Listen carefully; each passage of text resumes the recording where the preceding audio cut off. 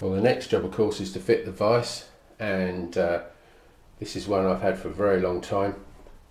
It's a Record model 8434. It's a bit of a beast. It's a 4.5 inch, which is pretty small, but this slider comes out a long way and it has a quick release, which is always good. I bought it as in much better nick than this. It hasn't really enjoyed being in the shed, and it's gone quite rusty. So there's an awful lot of polishing and fettling, and hopefully when I put it back together it'll have more grease on, than it ever has before, and it'll have a whole lot less rust. It's quite high.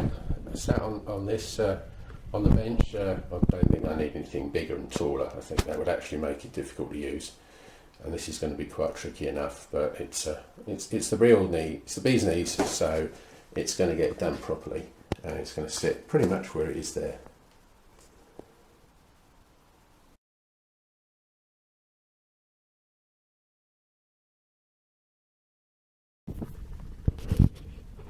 So here we go with the next stage of the vise restoration. It's a little rusty underneath the paint. The paint's been stripped chemically, mainly because it was rather thick and gloopy, so not really easy to scratch off without making too much mess. It made a mess, quite frankly. But at least I can see where the rust is, and there's a little bit of patina. Ooh. Well, really, that would have been well underneath the paint, and I probably would have missed it. So, excellent to get right down there. The other thing, of course, is the letters have come up nice and crisp. Very nice to see a bit of made in England. That helped me trace how old this is. And we'll see how we go. Right, so next step, very vigorous wire brushing. Not so much to get the last of the paint off as to get the rust off, really.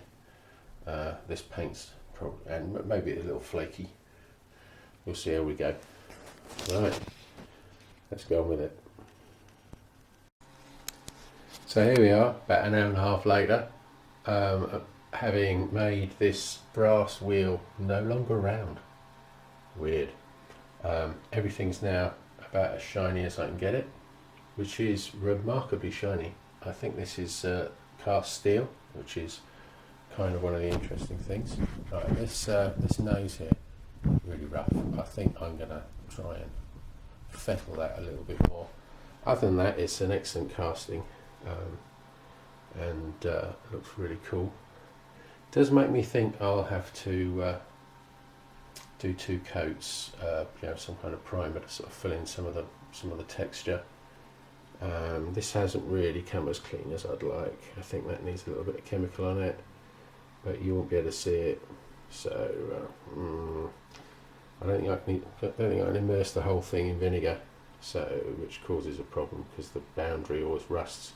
So I think what I'll do is I'll just abrade that a bit harder. It's lost the rust, but it's stained. That's kind of what's going on there. So let's make that a bit prettier. Balls look okay, but they need cleaning out. Why we'll take a certain amount of rust out of it. And these machine bits, I don't know how they look. They look pretty bad. I think a bit of drawer filing is necessary there, because I'm not going to machine them. I'm not going to move the head of my machine. So I think I'm going to have to fettle some edges, some bits of rust and some general damage, and just generally make it nicer. This surface at the top has come up nice, but yeah, this surface has come up as good as it's going to get without being machined. Very tempting to run the mini machine over that, I think. I'm not too sure whether it's good for it though, but we'll see how we go. Well, other than that, that's pretty good. Ready for painting, I think.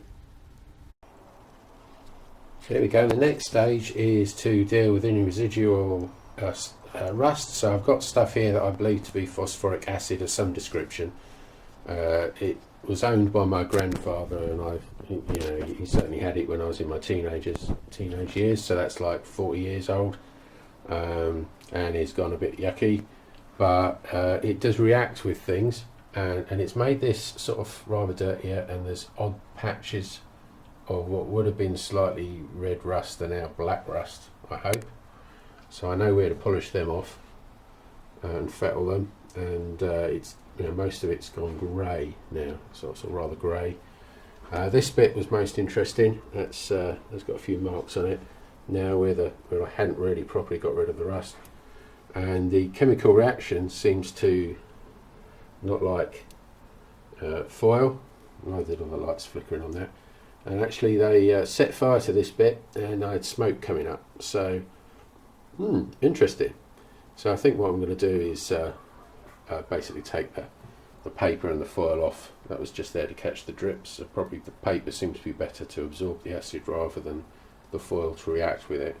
But obviously the paper setting fire is not a good thing. So I'm going to take this off now, and then it can sit on this enamel tray, and hopefully that will be a good place for it to sit overnight, and then we'll see what the condition the surface is in for painting tomorrow. Maybe we'll do a little bit of fettling first, just to take off anything that just looks a little bit too dirty, basically too rusty, even though it's probably chemically fairly inert and pretty safe. Oh well, let's look forward to that then. Okay, next day, and it looks like the chemical has done something. It appears to have actually made it very, very rusty. The smooth slideways, I didn't put the chemical on because they weren't rusty, and now distinctly rusty, and everything else is green. Not sure if I like that effect at all. I think that may have been a bit negative.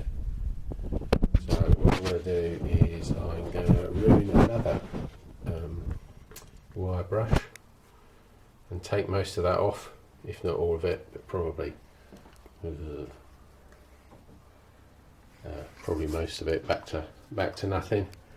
And if that doesn't take too long, it's Friday, it's 5 o'clock. If it doesn't take too long, and I get the primer on it, it'll probably be fine. But I'm a little bit upset about that. I think that acid is gonna have to go. Not convinced it helps. Could be that of course is incredibly resistant to salt water as it is. Maybe that's the purpose. But as a decorative thing that makes something look pretty, I think it's kind of failed in time. Oh well, here we go, back to work. Okay, strange green stuff has been cleaned off, together with most of the rust. That's now nicely polished up, but that's actually with abrasive. And this is all masked up, ready to go, and it's looking a little bit more like I kind of expected it to. I'm a bit happier now. Time for some paint. So a couple of days later, and it's magic, all rusty again. Fairly brown rusty with like droplets of green liquid, which is the acid oozing out of the pores of the casting. I think this is not proven to be a very good step at all. I'm really rather upset about it. You know how many times have I cleaned this? So it's going to go into water now and be thoroughly scrubbed. Try and get all the surface off. All this tape is now waste, and yeah, pretty upsetting really. But start all over again. Give it clean, leave it to dry outside, away from here, because it's given a nice patina to my milling machine, which I'm really rather upset about as well. But never mind, keep cleaning, keep oiling, see how it goes.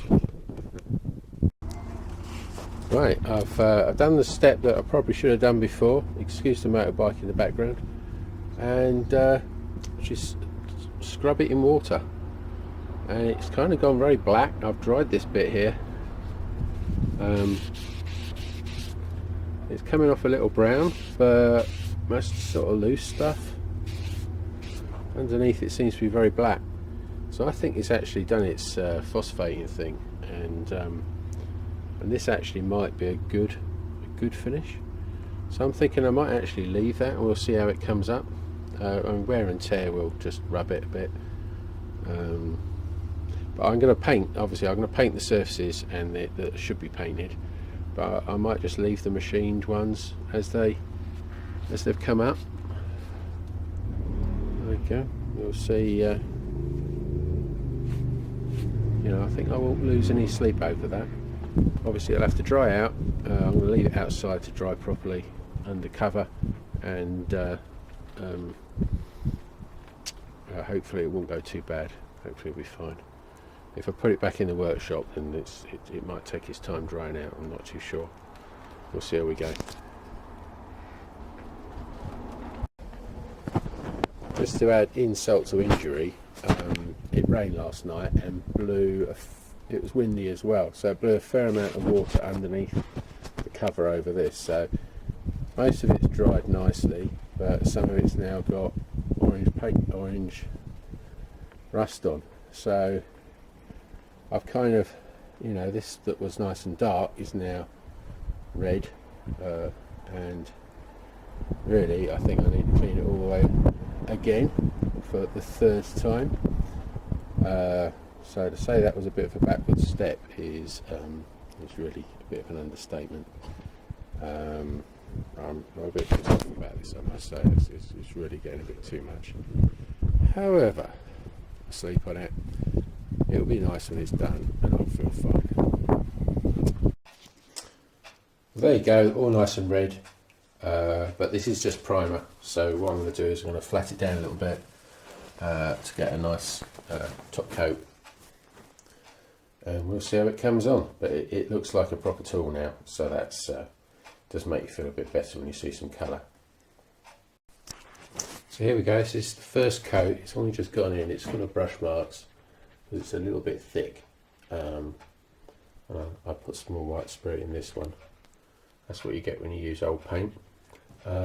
It's also conspicuously grey with a strange greeny look to it in my eyes.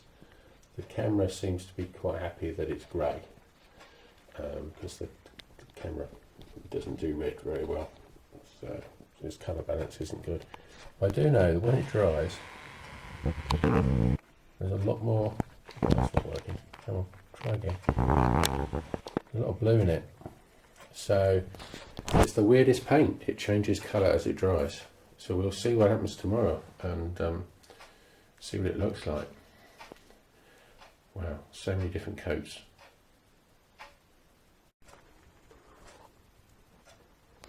So the first coat is dried. It's got quite a nice satin sheen. There's a few little bits and bobs in there from, you know, just dried out paint. From the skin that was on the in the tin.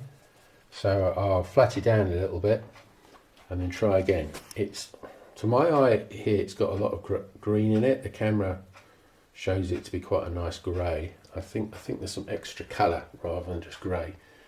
But we'll probably have to take it outside to actually get that quite right, because the lights in here aren't, you know, they're not the perfect spectrum.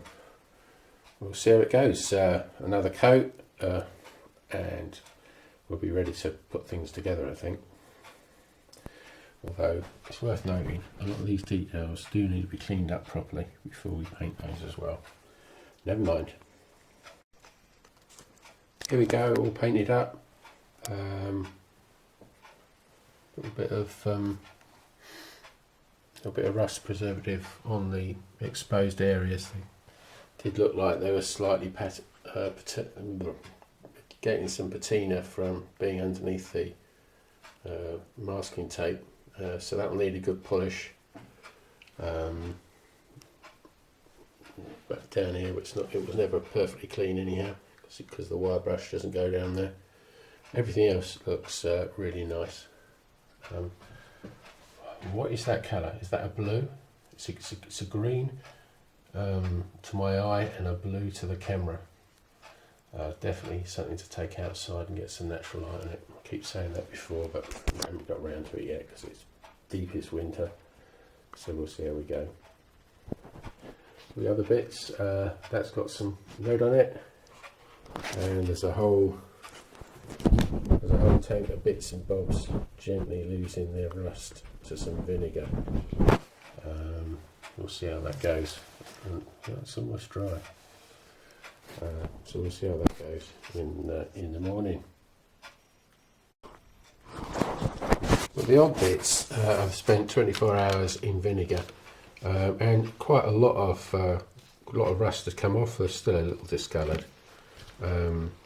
The whoops, it's not very good. The bolts have lost their blacking, so that's not very helpful.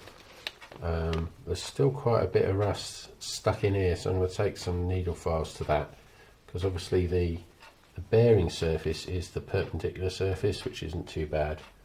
And I just want to get all the other muck out that's just going to cause wear and tear. And I'm going to order some more of these bolts because there's too much paint and they're a bit knocked about. So you can still get them off eBay, pretty amazing. So that'll make it look a bit neater. Not too sure how I'm going to clean out the threads though. It might. I was hoping to saw one of these bolts and make it into a chaser, but the obvious candidate, which is the not special bolt, is still a bit too rusty. We'll see what I can do. See how hard it is, but I do have a grinder, so that shouldn't be a problem really. There you go.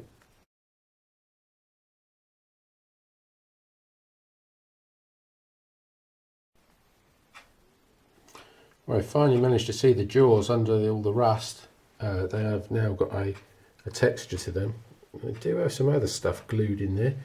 I'm not sure what that is, but I can certainly see the threads, so I'm thinking that was worth it, just for get the worst of the slag off and get the threads clean. I don't know about this colour though. It looks like it's going to take a bit more cleaning, but we'll see how we go. The video's gone funny. It's to do with the light intensity. We'll see how that goes. Right, time for some WD-40 to stop this lot rusting again. Right, just a little explanation. There's a lot of pitting on the jaws. So what I've done is I've polished them using some wet and dry and oil, just to sort of give a bright face on the top rather than the grey one that it came out of the vat of vinegar with. I put some rust corrosion prevention on it, which does make it a little darker, but if this polished surface seems a little bit prettier. Not going to take an angle grinder to it. I think that's why it looks so rough in the first place, is that far too many knocks. So we'll see how that goes. So it's now April 2021, so this project's getting a little bit behind schedule. Everything's looking pretty good. I've cleaned up the bits under here that were a little bit rusty, and this slides pretty well. And importantly, if I pull this up and down, it doesn't rock much. So there's very little actually wear there. Just sort of limits and fits level wear, as in good to rattly. But it's not like hugely rattly, so I think there's absolutely no point in worrying about it. And this really is a testimony to the quality of this vise. So I'll talk about that later a bit more, I think, when I'm finished and can do it. Kind of decided that I'm going to machine this because I've seen other people do it and it comes up nice. I mean, it's part of the character, but I just don't think it's flat. If I rock across there, you can feel some bumps. Let's see, let's try a straight edge. You know, it doesn't really sit very square. So the thing is, if you've got the machine, you might as well use it. So let's see let's see if we can do that. Right, so I'll put the vise onto the milling machine so that I can skim off that top thing, this anvil surface. It's quite easy to bolt down with a normal set. It is the full width and a little bit of the table, so obviously this is the right size of milling machine for this. Unfortunately, the safety thing, well, it's sort of going to interfere with that. So what I've done is just wound down the quill a little bit, just a little bit. Hopefully that won't be too much, and it'll be fine. Obviously there are some locks all over the machine, so I can do plenty of that to try and get this right. The cutter is really probably not up for the job, but what we'll do is we'll just try and just see if it will scratch this cast steel or iron. I think it's steel really, and see how it goes. If it's not up for the job, it's not up for the job. I'll just try something else. Don't know what the speed will be, probably quite medium-ish, certainly not fast, and I was going to take it very, very slow. Just enough to put some inertia in, just enough speed on the spindle to put some inertia into it, I think, so that it cuts rather than strains against the drive belt. Probably the best way to go. Right, time for experiment time. See, I've put a few things up to try and catch the chips and keep any nasties away from my face. I am wearing safety specs, but they're always so good, aren't they? So I use that for the depth, and I've set the X to 0 when I get to the end of a stroke, because the clean-up bit may not necessarily have actually got that far, but then I'll move in the Y to pass across the top. Anyhow, that's the plan. We'll see how it goes. Obviously I need to get something a bit better set up here for a bit of this. This is just far too tricky. Okay, I'm going to turn this off now and concentrate on not maiming myself. I'm not sure how well this will work, but this camera, but that's actually quite a good surface.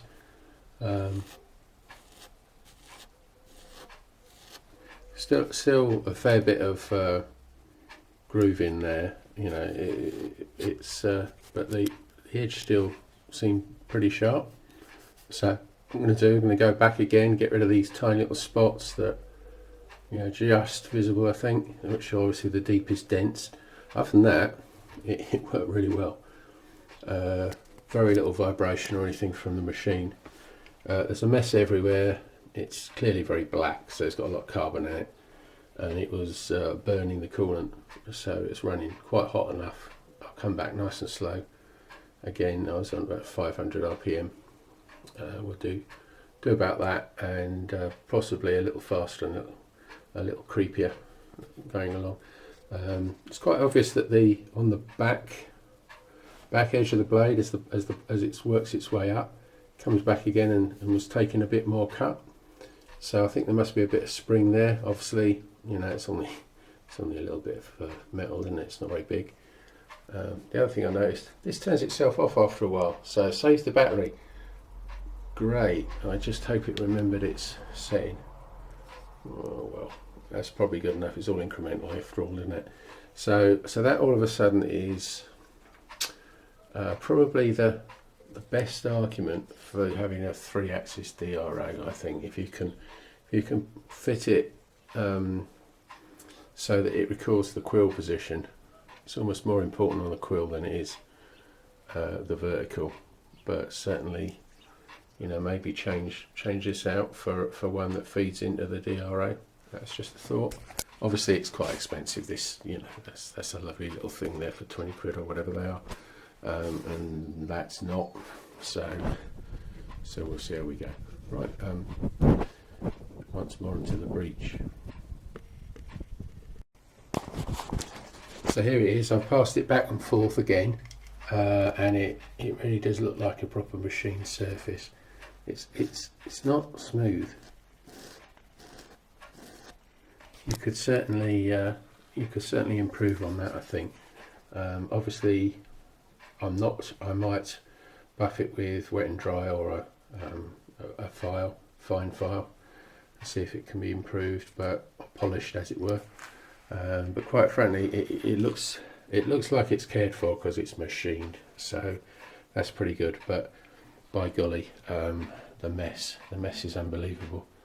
everything is covered in little black spots, which tells to me cast iron, because cast iron has a huge amount of carbon in it, and it makes a hell of a mess if you ever machine it. Might be wrong still, but we'll see how we go. Oh yeah, that's a good idea. Get some reflection in it. Ooh, shiny. I'm going to take a still of that. Well, we're rampaging through May now. Seem to have the same pretty high humidity in here. It's rather pleasant 15, which is, could be a bit warmer, but I'm getting some fresh air by having the back door wide open and keeping an eye on the dogs. Where you go? Where you go? Is this your place? Yeah, we'll just keep an eye on you.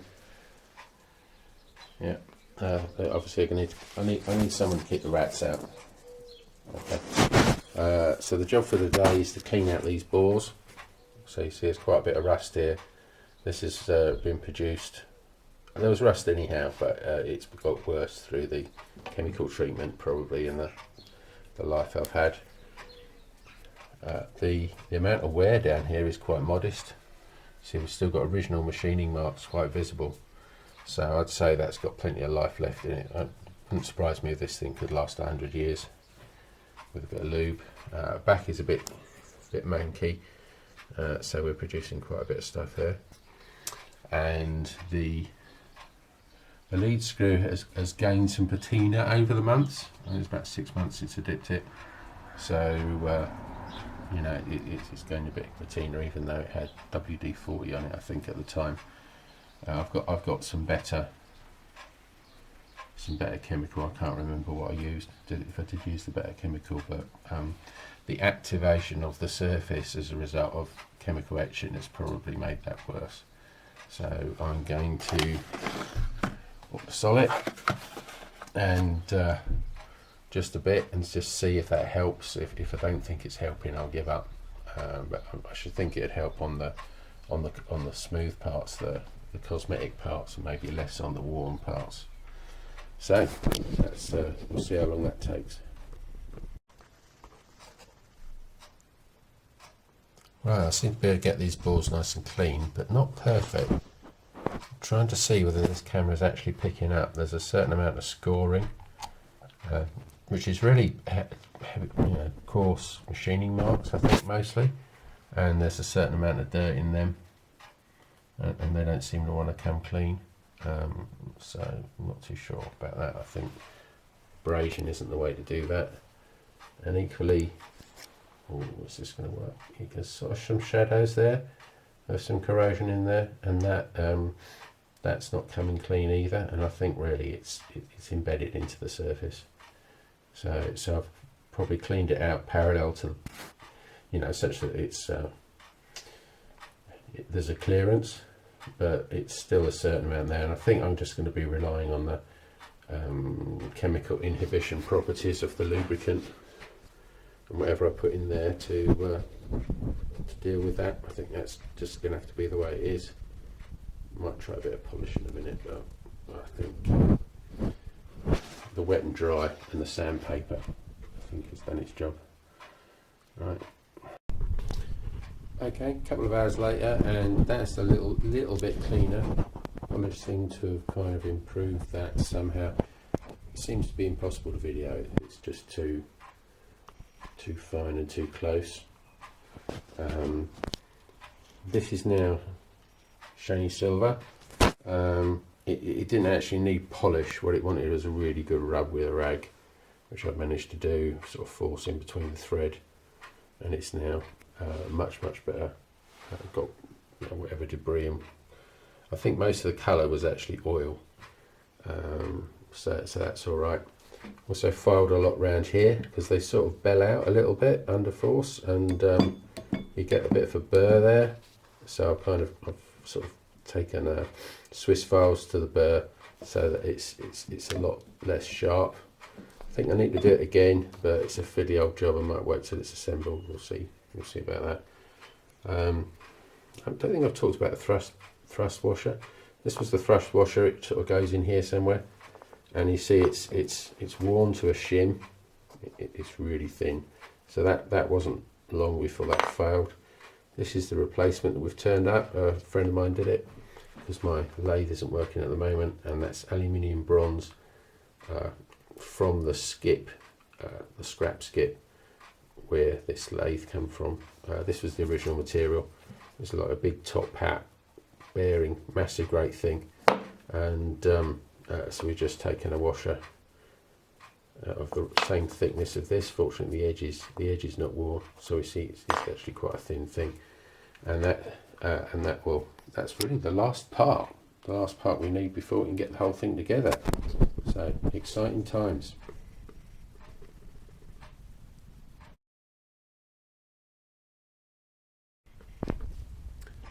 There you go, all the parts nice and clean, ready to be assembled.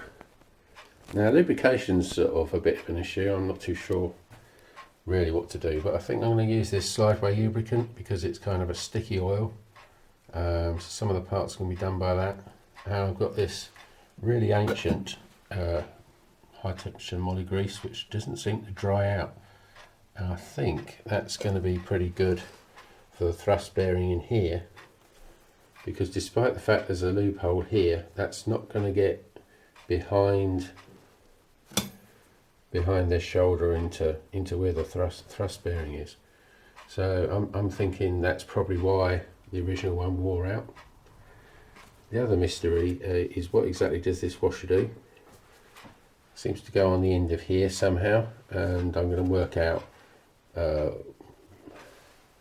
does it stop this part from sliding out the front of here? I'll just have to suck it and see, try and work out how it goes back together. I'm trying to remember if this is how this went together, because that angle seems a bit excessive and this bit here is too far back, so I'm going to have to strip it down again. It seems to work, but like I say, it doesn't seem quite right, and we'll try again.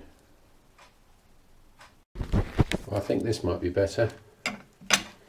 We'll see how that mechanism pulls things in and out. Position of the lever is a little bit more familiar. Flip it over, see if it rattle everything down a little bit. Here we go. Right, this is what this is all about. There you go. Absolutely enormous drawers. Whip straight in and out. Lock it. Wind it. Lock it. Wind it. And nice and smooth. There you go. Fantastic. Now we need to get it screwed down. So a bit of an exciting day today. I needed to offer the vice up in the right place. I need to know exactly where it goes either side of the structural beam, and I need to know if this surface plate fitted in. I've had this surface plate for a very long time, probably 20 years.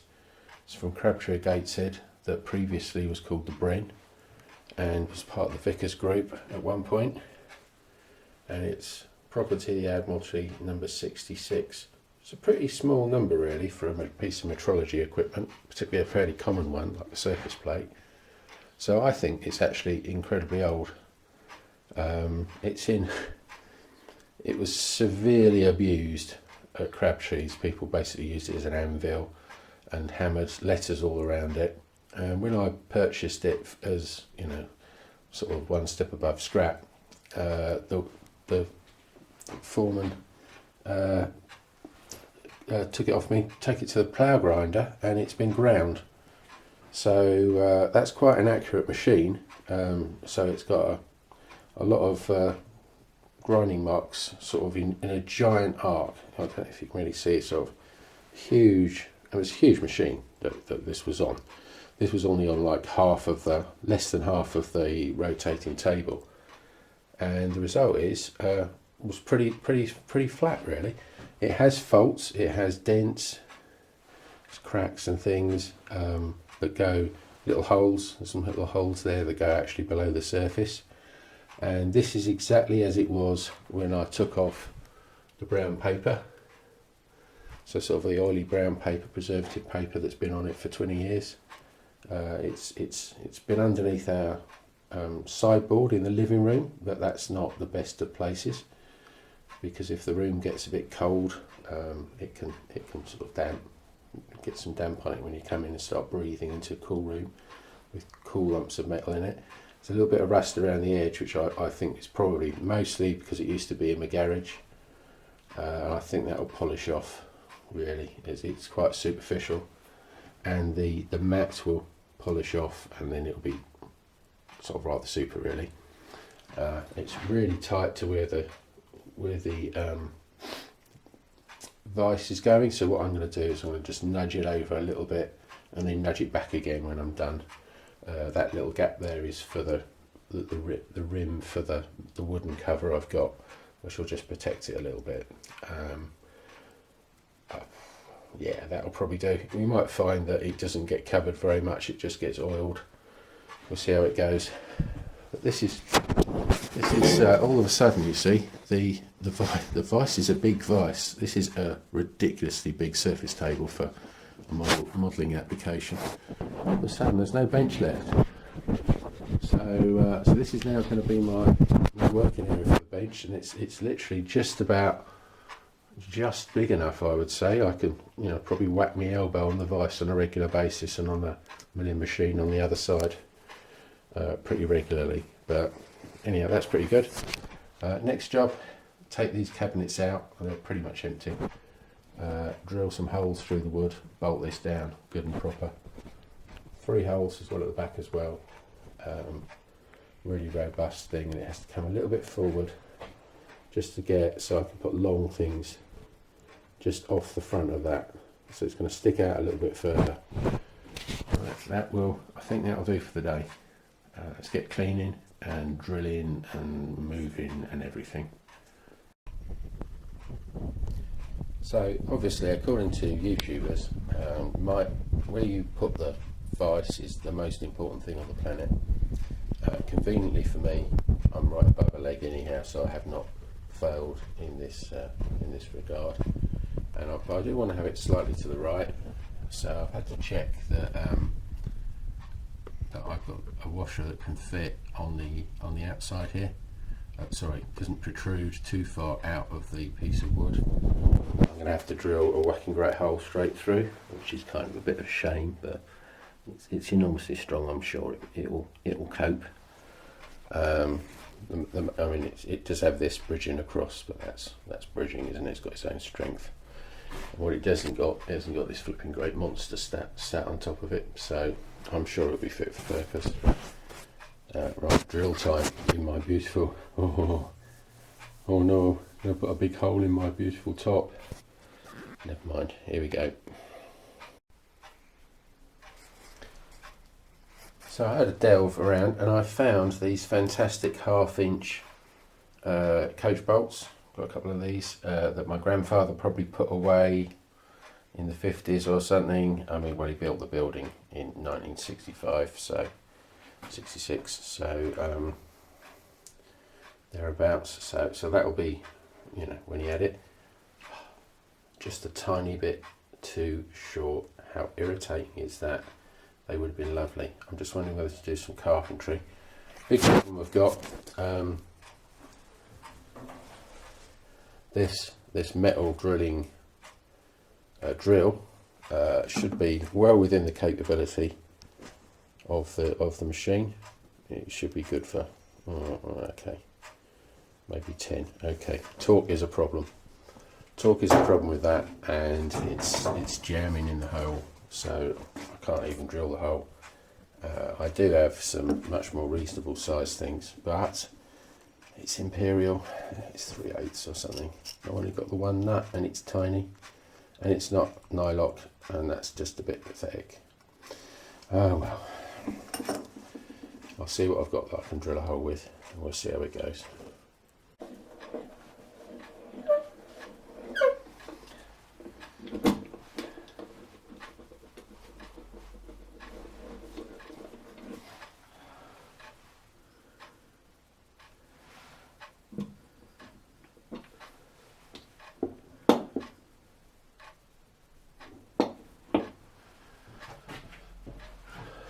old school, I think.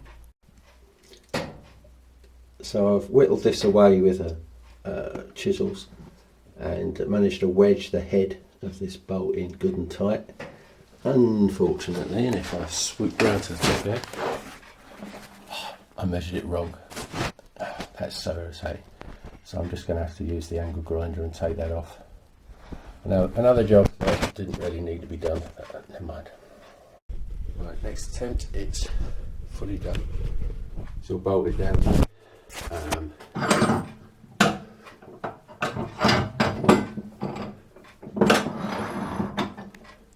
All nice and neat and tidy.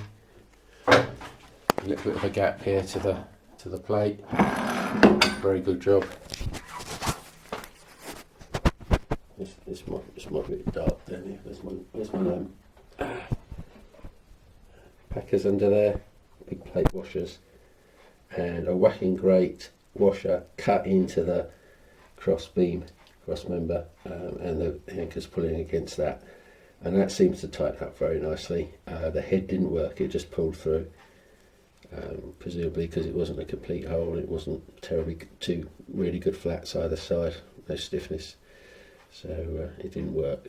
However,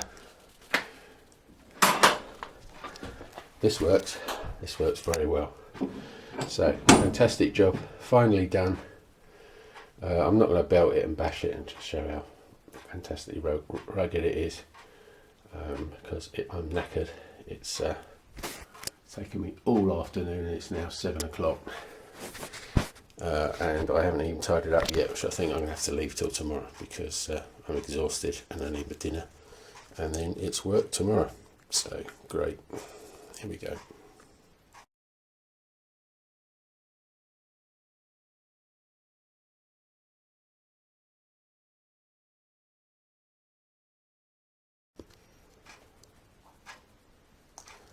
Thank you very much for watching. Bye bye.